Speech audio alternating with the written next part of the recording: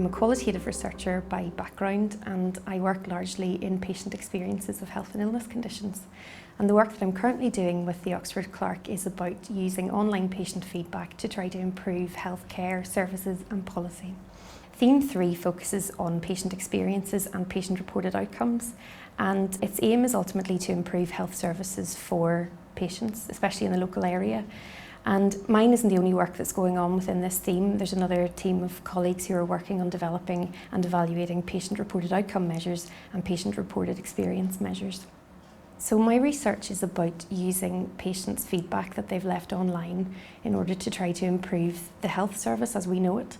And as a first stage for that, we are going to be performing a scoping review, which is essentially a broad kind of tool to find as much literature and information as we can about how reviews are currently used in healthcare, but also we want to learn lessons from other industries like travel and retail, because it's been going on for a long time there.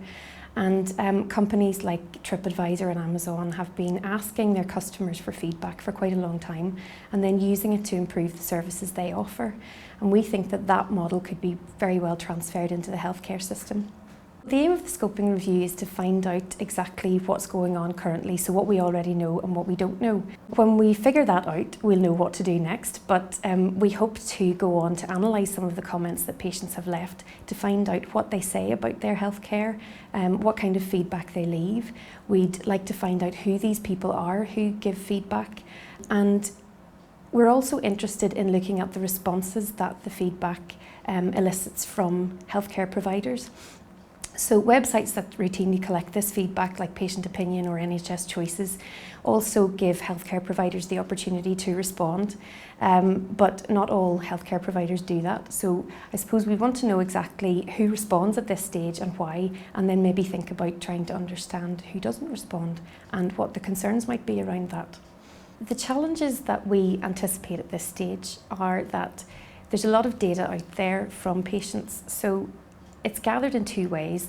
There's websites like Patient Opinion and NHS Choices and I Want Great Care who routinely solicit feedback from patients.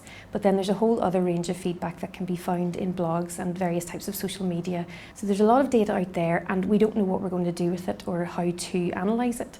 So that will be a challenge to overcome that. For me, what's most important in healthcare is ensuring that care is patient-centred, that what's important to patients matters all throughout the system, and this current work looking at online patient feedback sort of feeds into that as well.